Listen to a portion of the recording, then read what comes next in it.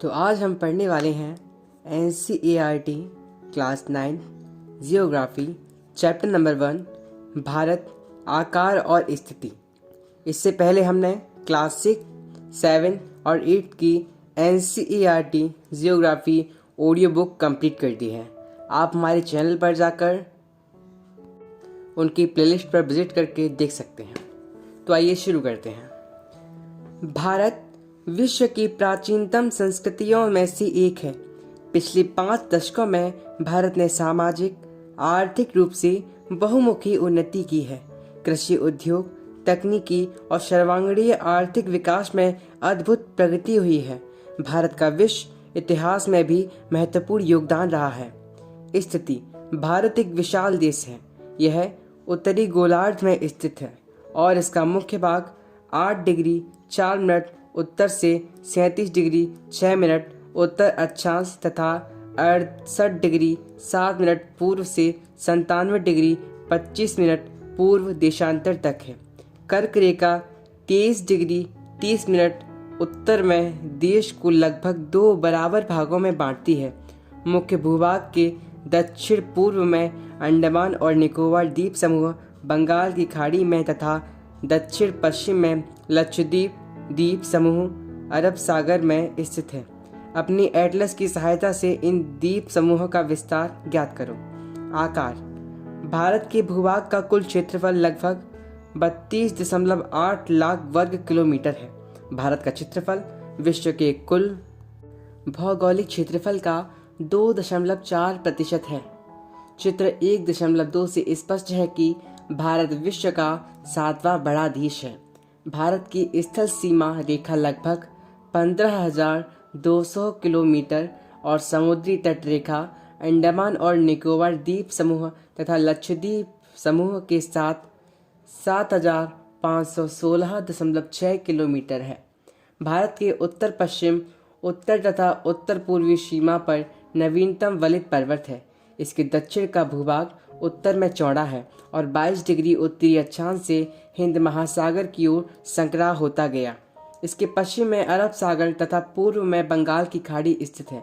चित्र 1.3 में देखिए कि अक्षांश और देशांतर का विस्तार लगभग 30 डिग्री है, परंतु फिर भी पूर्व पश्चिम का विस्तार उत्तर दक्षिण के विस्तार की अपेक्षा कम प्रतीत होता है। गुजरात से अरुणाचल प्रदेश के स्थानीय समय में 2 घंटे का अंतर है, अतः 82 डिग्री 30 मिनट पूर्व देशांतर रेखा को भारत की मानक याम्योत्तर माना गया है, जो कि उत्तर प्रदेश में मिर्जापुर से गुजरती है। अक्षांश का प्रभाव दक्षिण से उत्तर की ओर दिन और रात की अवधि पर पड़ता है। भारत तथा विश्व: भारतीय भूखंड एशिया महाद्वीप के पूर्व और पश्चिम के मध्य में स्थित है। भारतीय भूभाग एशिया महाद्वीप का दक्षिणी विस्तार है। हिंद महासागर, जो कि पश्चिम में यूरोपीय देशों और पूर्वी एशियाई देशों को मिलाता है, भारत को केंद्रीय स्थिति प्रदान करता है। देखिए, दक्षिण का पठार हिंद महासागर में शीर्षवत फैला हुआ है और पश्चिम एशिया, अफ्रीका और यूरोप के देशों के साथ साथ पूर्वी एशिया के देशों से भी पूर्वी तट के माध्यम से निकटतम संबंध बनाए हुए हैं। हिंद महासागर में किसी भी देश की तटीय सीमा भारत जैसी नहीं है। भारत की इसी महत्वपूर्ण स्थिति के कारण एक महासागर का नाम इसके नाम पर रखा गया है। भारत का विश्व के देशों के साथ संपर्क युगों पुराना है, परंतु यह संबंध समुद्री जलमार्गों की अपेक्षा भूभागों से होकर था। उत्तरी पर्वतों के दर्रों से अनेक यात्री प्राचीन काल में भारत आए, जबकि समुद्री मार्ग बहुत समय तक ज्ञात नहीं थे। इन मार्गों से प्राचीन समय से विचारों और वस्तुओं का आदान प्रदान होता रहा है। भारत का पश्चिम, मध्य और पूर्वी एशिया तथा दक्षिण एशिया के पड़ोसी देशों के साथ एक अद्भुत संपर्क रहा है। इसी प्रकार उपनिषदों के विचार, रामायण तथा पंचतंत्र की कहानियाँ, भारतीय अंक एवं दशमलव प्रणाली आदि संसार के विभिन्न भागों तक पहुँच सके। मसाले, मलमल आदि कपड़े तथा व्यापार के अन्य सामान भारत से विभिन्न देशों को ले जाए जाते थे। इनके विपरीत यूनानी स्थापत्य कला तथा पश्चिमी एशिया की वास्तुकला के प्रतीक मीनारों तथा गुंबदों का प्रभाव हमारे देश के विभिन्न भागों में देखा गया। भारत के पड़ोसी देश।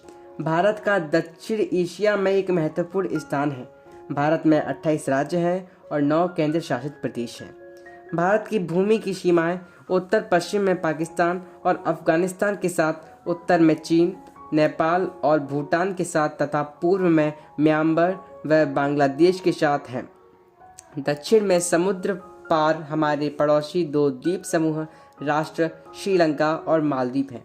भारत और श्रीलंका के बीच में छोटा समुद्री रास्ता पाक जल संधि तथा मन्नार की खाड़ी है। मालदीव लक्षद्वीप समूह के दक्षिण में स्थित है। अपने पड़ोसी देशों के साथ भारत के भौगोलिक और ऐतिहासिक संबंध बहुत अच्छे रहे हैं। अपनी एटलस में एशिया के मानचित्र में देखा कि भारत कैसे अलग दिखाई देता है।